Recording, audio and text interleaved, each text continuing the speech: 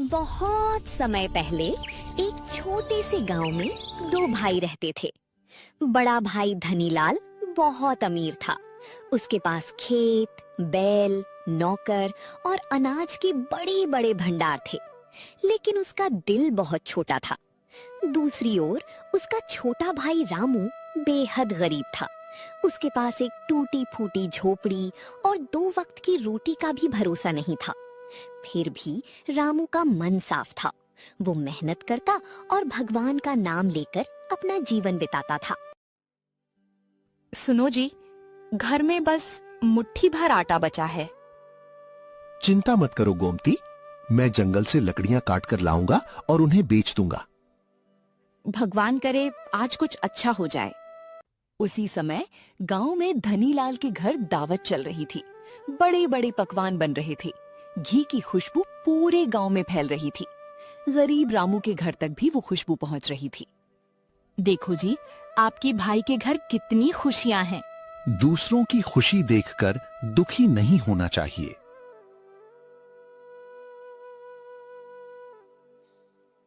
कुछ देर बाद रामू अपने भाई के घर पहुंचा। भैया, अगर थोड़ा सा आटा मिल जाए तो? तुम्हें शर्म नहीं आती? मैं काम करके लौटा दूंगा। मेरे पास कोई खैरात नहीं बट रही। धनीलाल ने रामू को बाहर निकाल दिया। रामू की आंखों में आंसू आ गए, लेकिन उसने कोई शिकायत नहीं की। वो चुपचाप जंगल की ओर चल पड़ा।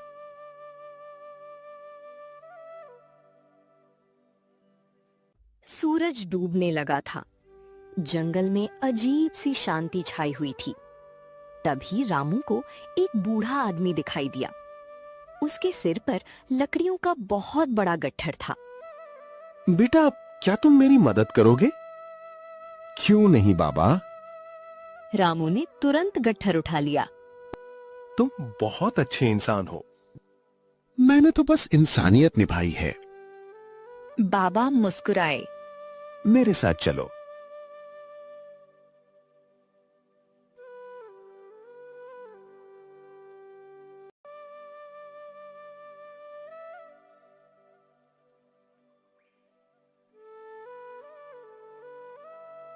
कुछ देर बाद वे एक विशाल पहाड़ की गुफा के पास पहुंचे।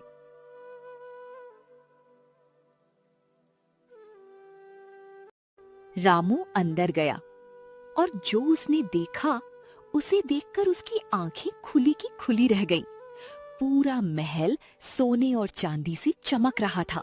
सैकड़ों लोग वहां पर लगे हुए थे। ये कौन है? ये पहाड़ के रक्षक हैं।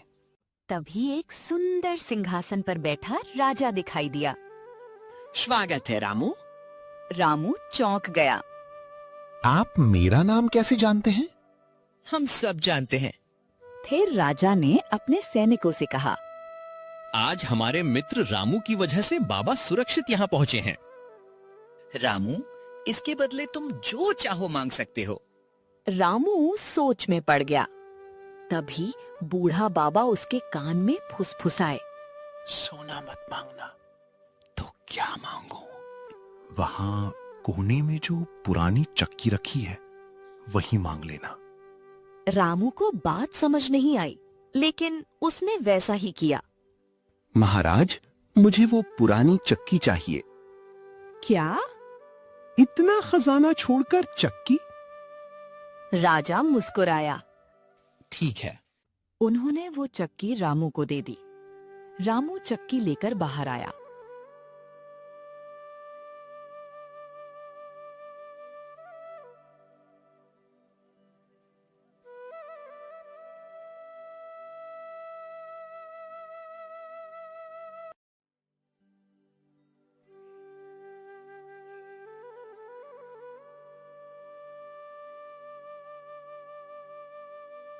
बाबा, इसमें खास क्या है?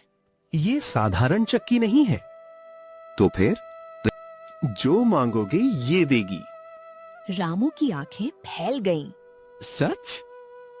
हाँ, लेकिन ध्यान रखना, इसे चलाते समय कहना, चक्की रानी जो मैं चाहूं वो दे। और बंद कैसे होगी? बंद करने के लिए कहना। बस चक्की रानी, अब रुक जा। मैं आपका ये उपकार कभी नहीं भूलूंगा। बाबा मुस्कुराए और अगले ही पल वे गायब हो गए। बाबा, बाबा। लेकिन वहां कोई नहीं था। रात का अंधेरा धीरे धीरे पूरे गांव में फैल चुका था। रामू अपने कंधे पर जादुई चक्की रखे झोपड़ी की ओर जा रहा था। उसके मन में कई सवाल थे। क्या सचमुच ये चक्की जादुई है? क्या बाबा सच कह रही थी या फिर ये सब एक सपना था?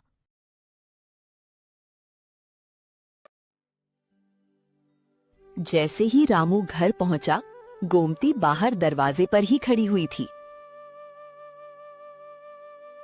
अरे, इतनी देर कहाँ लगा दी? आज जंगल में बहुत अजीब बात हुई है। क्या हुआ? पहले अंदर चलो। दोनों झोपड़ी के भीतर गए। रामू ने पूरी कहानी सुनाई। पहाड़, राजा, बूढ़ा बाबा और जादुई चक्की की बात। लगता है भूख के कारण तुम्हें सपना आ गया है। मुझे भी यही लग रहा था। तो फिर इस चक्की को चलाकर देख लेते हैं। रामू ने गहरी सांस ली और बोला, चक्की रानी, जो मैं चाहूं वो दे, हमें स्वादिष्ट भोजन दे। कुछ ही सेकंड बाद गर्मा गर्म पूरियां निकलने लगीं, फिर कचौड़ी, फिर हलवा, फिर मिठाइयां। पूरा कमरा खाने से भर गया। हे भगवान! ये सचमुच जादुई है। दोनों खुशी से उछल पड़े। खाना लगातार निकल रहा था। झोपड़ी भरने लगी। इसे रोको। उसे बाबा की बात याद आई। बस चक्की रानी, अब रुक जा। तुरंत चक्की रुक गई। दोनों एक दूसरे को देखने लगे। उनकी आंखों में खुशी के आंसू थे। पहली बार पेट भर भोजन। उस रात कई महीनों बाद दोनों ने पेट भरकर खाना खाया। आज मुझे लग रहा है भगवान ने हमारी सुन ली।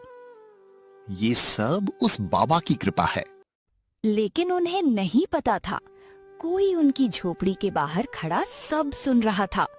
वो था धनी लाल का नौकर मंगलू।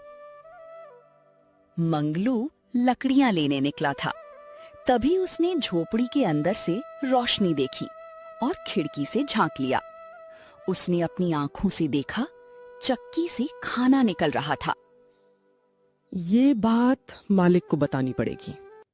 अगली सुबह, मालिक, मैंने कल रात एक चमत्कार देखा। क्या देखा? मंगलू ने पूरी बात बता दी।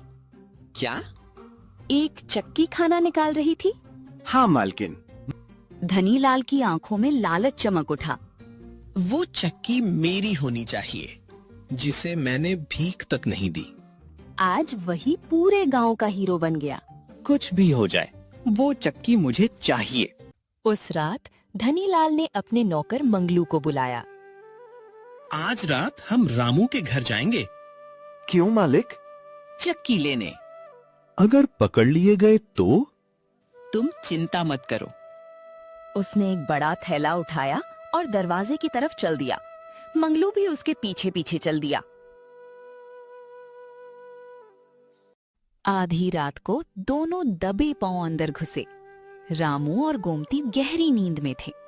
धनीलाल ने धीरे से जादुई चक्की उठाई और अंधेरे में गायब हो गया। सुबह जब रामू उठा तो चक्की गायब थी।